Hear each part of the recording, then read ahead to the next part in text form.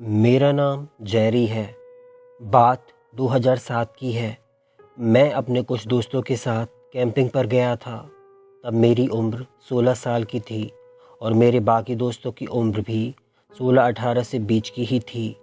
हम सब बच्चों ने एक मज़ेदार कैंपिंग प्लान की थी और हमारे ही एक दोस्त के घर के पीछे वाले जंगल में कैंपिंग की योजना बनाई थी। वहाँ जाकर हमने एक साफ जगह को चुना क्योंकि हम वहाँ पार्टी करना चाहते थे।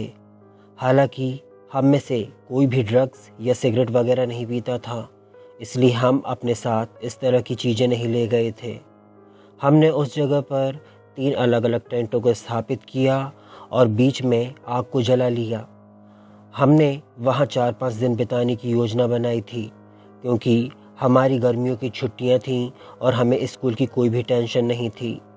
तब शायद जून का महीना था। हम सभी ने वहाँ जाकर भुने हुए मार्शमेलो और बियर पीकर कुछ मज़े किए। शाम को मैंने कुछ डिनर बनाने का फ़ैसला किया और उसे बनाने बैठ गया। सूरज अब ढलने लगा था और हम सब अच्छा समय बिता रहे थे। लगभग शाम के 7 बजे हमने पास की झाड़ियों में कुछ हिलते हुए सुना। तब मेरे एक दोस्त ने बियर की खाली बोतल झाड़ियों में फेंक दी। तब कोई चीज़ झाड़ियों से निकलकर पेड़ों की तरफ भागती हुई जंगल में कहीं गायब हो गई। हम सबको लगा ये कोई पागल आदमी है, पर हम सब अब थोड़ा नर्वस हो गए थे। कुछ समय बाद जब हम सब लोग थोड़ा नॉर्मल हुए तो हमने रात में डिनर किया और अपने अपने टेंट में सोने चले गए। उस रात मैं और अन्य 3 लोगों के साथ एक टेंट में था। मैं उस टेंट में केवल मेरे दोस्त को, जिसका नाम पॉल था और जिसने मुझे कैंपिंग पर बुलाया था, उसे ही जानता था। बाकी 2 लोगों को मैं नहीं जानता था। मुझे याद है कि रात के समय जंगल बहुत शांत था और रात के लगभग 2 बजे मेरी किसी ज़ोर की आवाज़ से नींद टूट गई और मैं उठ गया। तब तक बाकी लोग भी जाग गए थे और हम सब टेंट के बाहर निकल आए थे। तब तक बाकी 2 टेंट के लोग भी अपने अपने कैंपों से बाहर निकल आए थे। हमने बाहर निकल कर देखा कि जो कैंप फायर हमने करीब 2-3 घंटे पहले बुझा दी थी, वो आग अब पहले से भी ज़्यादा लपटों के साथ जल रही थी।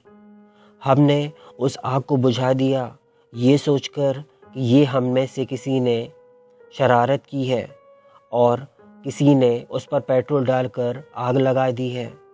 पर हम में से कोई भी इस बात को मानने को तैयार नहीं था कि ये मजाक उसने किया है। पर ताज्जुब की बात यह भी थी कि हम में से ना तो किसी ने वहाँ किसी तरह की आवाज़ सुनी थी और ना ही किसी को वहाँ से भागते हुए सुना था। हम सब ये बातें कर ही रहे थे कि अचानक हवा में एक गंध फैल गई।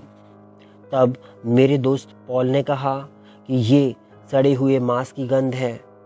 ये गंध इतनी ज़्यादा बदबूदार थी कि हम में से कुछ दोस्तों ने अपनी टी-शर्ट को अपने नाक से ढक लिया था। हम सब थोड़ा डरे हुए थे क्योंकि हम अपनी रक्षा के लिए कुछ भी नहीं लाए थे।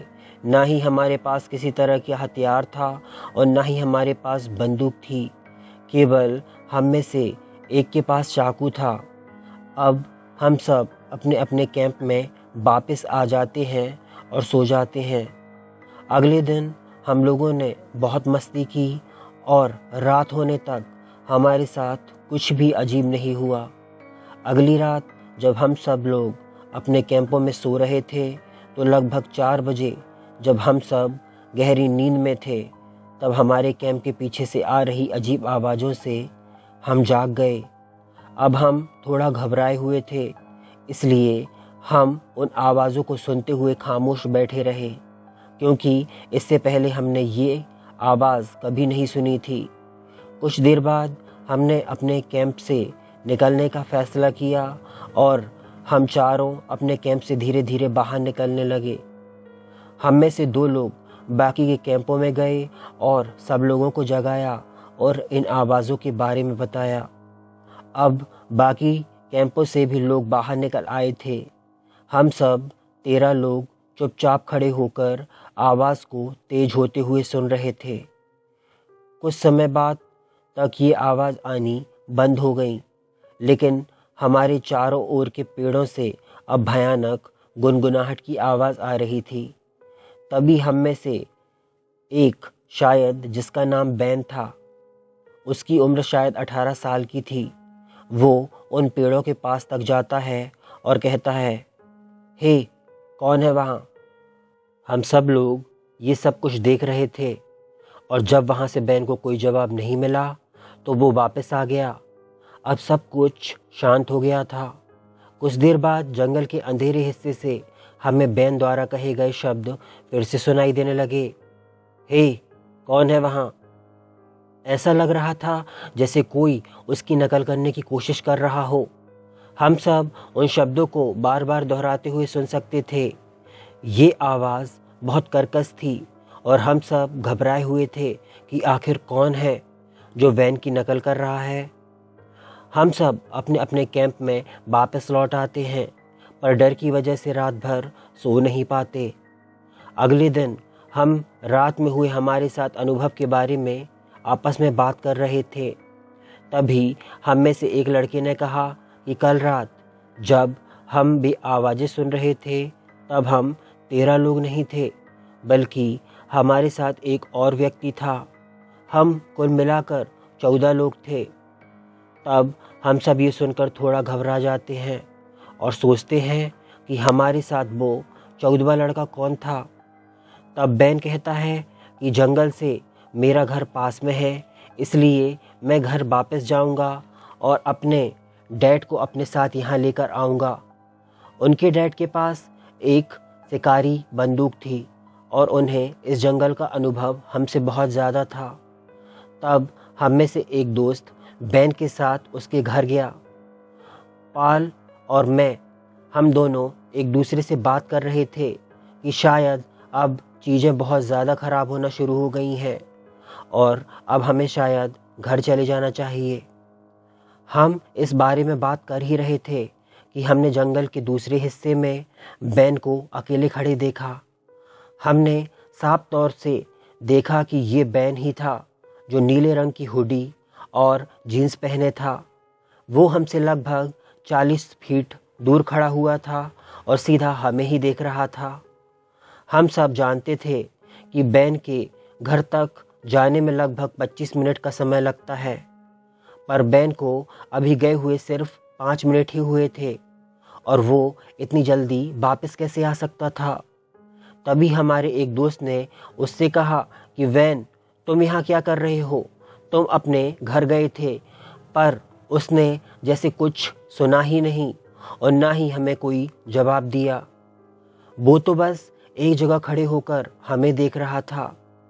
तभी हमारा एक दोस्त उसके पास जाता है तो वो बैन की तरह दिखने वाला व्यक्ति जंगल में कहीं गायब हो जाता है। हम सब ये समझ नहीं पा रहे थे कि आखिर ये सब क्या हो रहा है।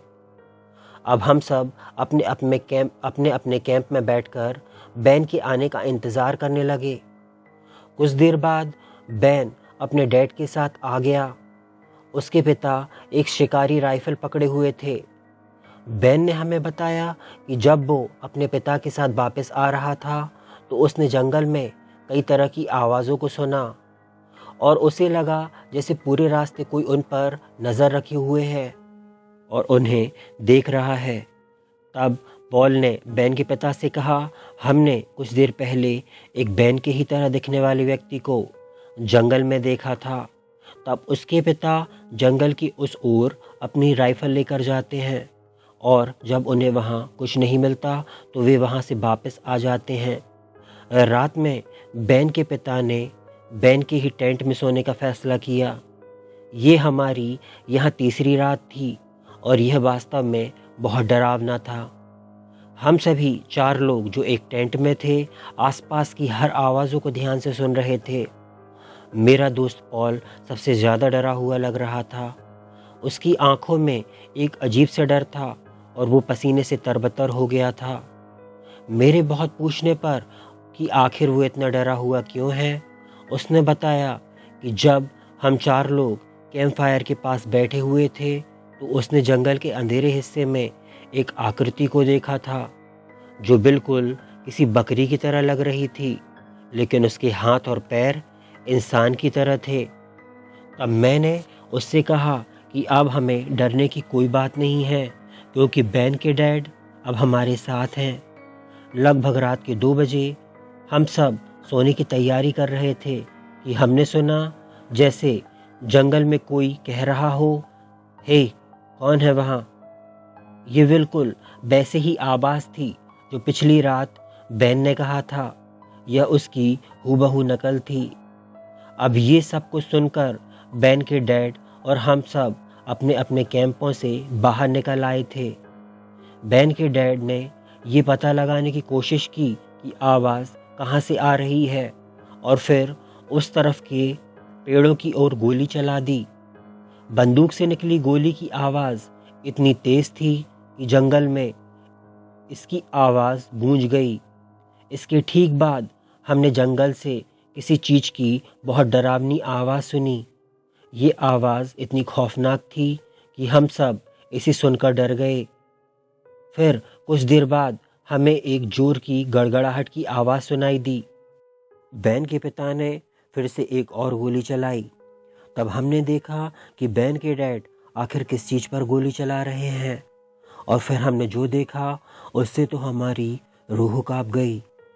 हमने देखा वहाँ एक आकृति है जो शायद 8 फीट की थी, बिल्कुल किसी बकरी के जैसे दिखने वाली, और शरीर किसी इंसान की तरह। उसकी लाल लाल आंखें अंधेरे में चमक रही थी। ऐसा लग रहा था जैसे गोली सीधा उसे ही लगी हो।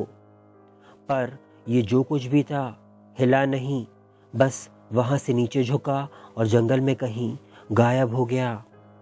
जब सब कुछ शांत हो गया तो हम सब अपने अपने टेंट में आ गए। कुछ देर बाद हमें हमारे टेंट के पीछे से किसी के रोने और कराहने की आवाज़ सुनाई दी। अब हम चारों जो एक टेंट में थे बहुत ज़्यादा डरे हुए थे। तभी हमने देखा कि ये चीज़ हमारे टेंट के पास आती है और टेंट की जिप को खोलने की कोशिश करने लगती है।